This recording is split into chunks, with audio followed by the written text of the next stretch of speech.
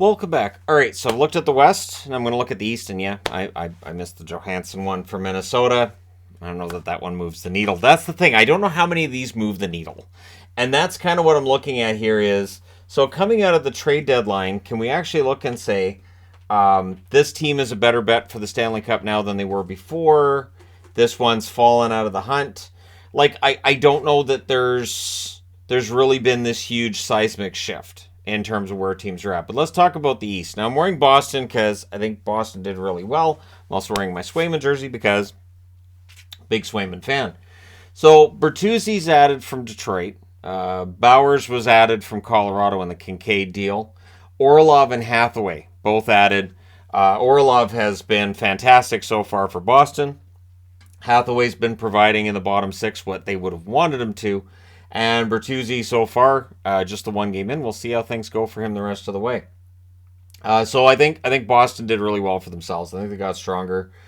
They continue to give up future assets. I think this is the last year they're going to do that because I think next year we will see some kind of a fallback. Something's going to happen with them. Not that I'm going to predict that they're going to fall out of the playoffs. I've made that mistake already. But I think this is just one of those magical years where everything's falling their way, and we'll see if that continues into the playoffs. Again, a best-of-7 series, completely different than a regular season schedule. Buffalo picks up Austin Strand, minor league deal there. I like the addition of Greenway. I think that was a strong pickup. Riley Stillman on the blue line, we'll see if he does better in Buffalo than he was doing in Vancouver. Certainly not the only Vancouver Canuck that was having a tough year, but he really seemed to be singled out as a player that was having some struggles for the Vancouver Canucks. And so hopefully things turn around for him in Buffalo. What's interesting is, as we go through the Atlantic, because we've got the Atlantic and then the Metro, you'll notice that both Detroit and Florida did not add at the deadline. Detroit made moves. They moved players out.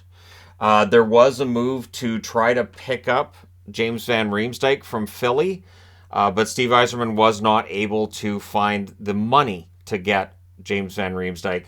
So as he needed to make another move, JVR ends up sitting in Philadelphia. And so everybody's kind of dumping on Philly and on what they did. But yeah, I mean, Detroit was trying to add him and they couldn't either. So overall, for Detroit, the deadline kind of shows their hand that Yzerman figures this is not going to be the year. Or at the very least, he didn't want to lose assets for nothing.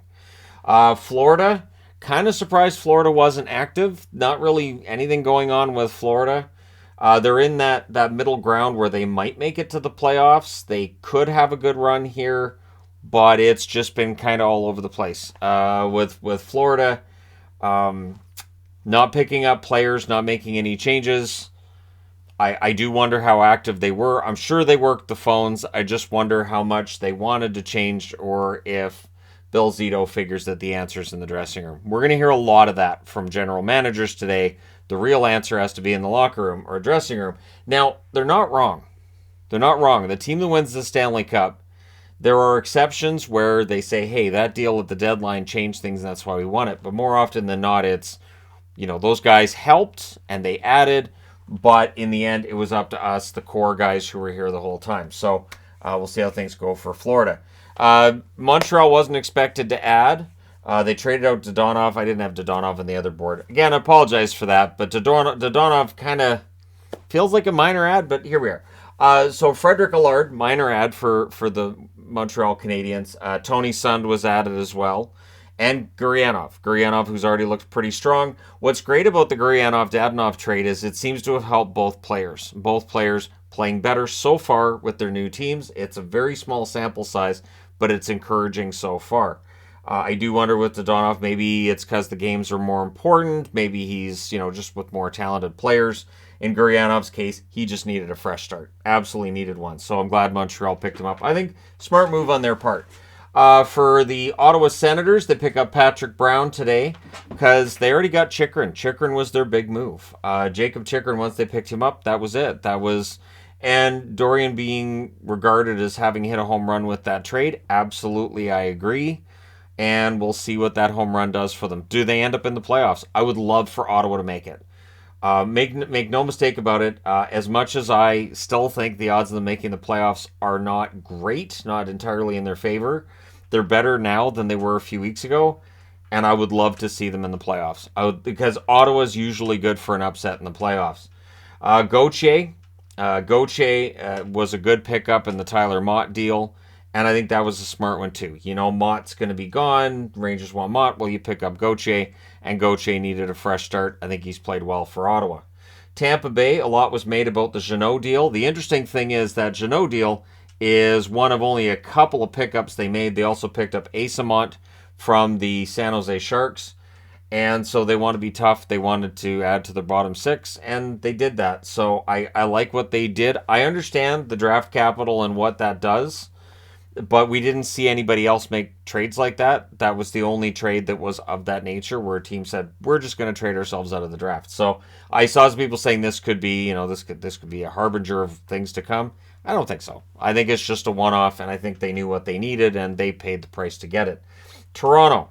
So Toronto, a lot of pickups for Toronto. You got Zahorna coming over. That's a Marley's deal. Luke Shen being added. Gustafson being added. McCabe being added. Clearly the blue line needed a facelift of sorts. Now, Toronto's blue line has been maligned throughout the season by many, and unfairly so. Toronto's defensive numbers have been good, but at the same time, I was seeing comparisons of Shen to the Toronto blue line, and well, if Shen wasn't in Vancouver, he was in Toronto, he wouldn't play as much. He wouldn't play very much at all. He's not very good. And I think he's going to play more than people give him credit for. I think Luke Shen's having an excellent season thus far. And Gustafson, the offensive side is there. Kyle Dubas today saying he was on their radar for a while. McCabe, solid defenseman as well. I like Lafferty as a depth move up front. O'Reilly, of course, Conn Smythe winner in 2019. Then you've got Achari, good depth forward there added from St. Louis. And Josh Pillar comes over in that deal as well from St. Louis. So out of the teams in this division, Boston did well. But Toronto, no slouches on their own. I think Toronto improved more than Tampa did. And it'll be interesting to see if that's your first round matchup. And all eyes seem to be, and everything seems to be pointing towards that being the first round matchup. I think Toronto's done as much as they possibly can. The other part being that when Dubas was asked about carrying 9 defensemen, he pointed out, and he's right, you need defensemen because guys are going to get hurt in the playoffs. He is not wrong. I think this was the smartest trade deadline I've seen from Kyle Dubas. I do. I think this was a good one. Then we get over to the Metro Division. Carolina was kind of quiet. They pick up Gostisbehere. Good move. Offensive defenseman. Agreed with that one. Puljujarvi. Low-risk pickup there. So 2 smart pickups, but I think people were expecting maybe a little bit more, something a little more sexy, maybe some more goals. And instead, they're betting on Puljujarvi bouncing back as a member of the Carolina Hurricanes from some pedestrian numbers in Edmonton. So we'll see if that does in fact end up being the case. Columbus selling, so we didn't expect them to pick up a lot. The only 2 assets I see that they picked up, John Gillies in net, Michael Hutchinson in net, so they'll both be playing for the Monsters, I would think, unless one of them gets called up to back up Merzlikins the rest of the way. Maybe you just leave Tarasov in the minors and you let one of these vets come up. Gillies can play as a backup. He can do that for a short period. We have a short period till the end of the season. New Jersey, and I'd considered about wearing New Jersey. Really, in all honesty, in the East, I like Boston, Toronto, and New Jersey for what they did. New Jersey picks up Lazar today. Smart move, low risk, no risk, really. And he's got term at only $1 million. Timo Meier, of course, the big fish everybody was looking at. One thing with New Jersey is they're going to have to negotiate an extension with him. Once they get that done, if that extension is as team-friendly as I think it could be, this ends up being a pretty good deadline. And this ends up being a team that we're going to have to watch for years to come. New Jersey, finally a team we're looking at and saying there could be some long-term success. Also coming over in the Meier deal, we have Hataka, Zachary Edmond, and Timur Abrahimov. So again, just bodies going back and forth, and just to make sure you got your 50 contracts and your salary cap and all your I's dotted and T's crossed. So I like what New Jersey did. I think it was a smart move for them. The Islanders pick up Engvall. Of course, they got Horvat about a month ago. Picking up Engvall, depth scorer. We'll see how things go for the Islanders from here. And then you got the Rangers. The Rangers active. They pick up Kalanick. That's one that they get from Vancouver. Wasn't working out for him in Vancouver. He spent the season in Abbotsford. Bleed, another forward with NHL experience who spends most of the time in the AHL, and of course Patrick Kane being the big one. Patrick Kane, the huge addition for the New York Rangers. I think that he'll score less for the Rangers than what he did for Chicago, say, a decade ago, obviously. But I think he brings leadership. I think he'll bring some energy. And I think there's a lot there. Kane hasn't been in a playoff game in a few years. I think he'll be excited to get into the playoffs, and it should be fun to watch. They also get Cooper Zek in that deal. Lockwood, of course, came over in the deal for Kravtsov. So far, I think both teams are probably happy with how things have gone. Tyler Mott, good for the Rangers. Took a really nasty hit the other night, but he's a good depth forward. Tarasenko has been solid at times, invisible at others, but again, he's getting used to a new team, so that can happen. And with Tarasenko and Kane both added by the Rangers, I would expect a lot of people to pick them as the team to come out of the East who aren't picking Boston. Boston at this point is seen as the juggernaut for everybody to get through. But again, when you reach the playoffs, it's just two teams against each other. It's best of 7, and the regular season record's great, but it doesn't mean a lot come playoff time. And of course, Mikkola coming over in that deal from St. Louis. I've always thought Mikkola is an underrated defenseman, and so I'm glad to see he gets a chance to show what he can do in New York. Philadelphia, quiet. And I see Chuck Fletcher getting a lot of flack, and I understand. I'm not going to stand here and say that Chuck Fletcher's done a great job with Philly, or that, he's going to be their GM 5 years from now.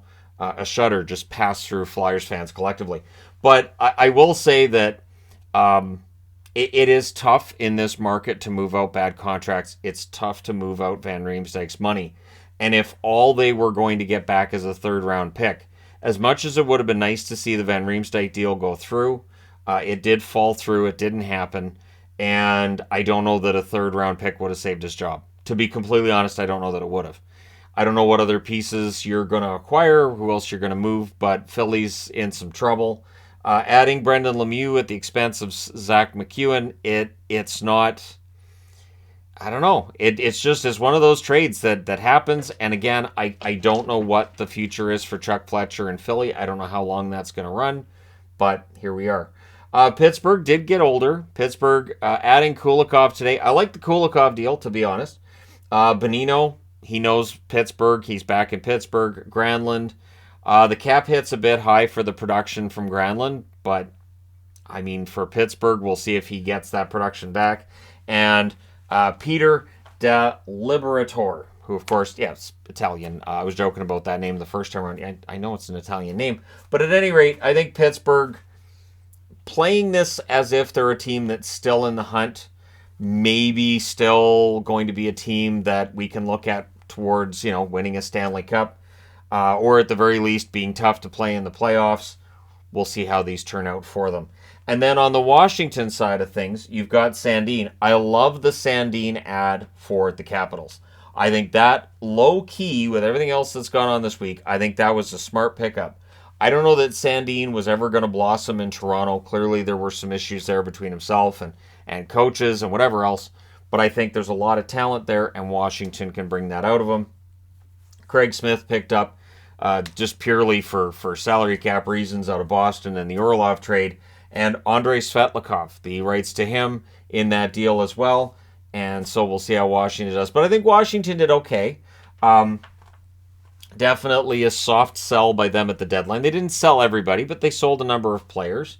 And so we'll see whether or not Washington can stay in the hunt. I think it'd be great if teams that sold at the deadline, like Detroit, like Washington, actually stay in the mix for a wild card spot. Because, and I always mention St. Louis as an example of that, where it looked like they were selling one year and they actually ended up making the playoffs. So it's possible that teams that either didn't do anything today and are taking a lot of flack, teams that maybe people think should have done something different, if they end up winning this at the end of the day. Because hockey is really hard to predict.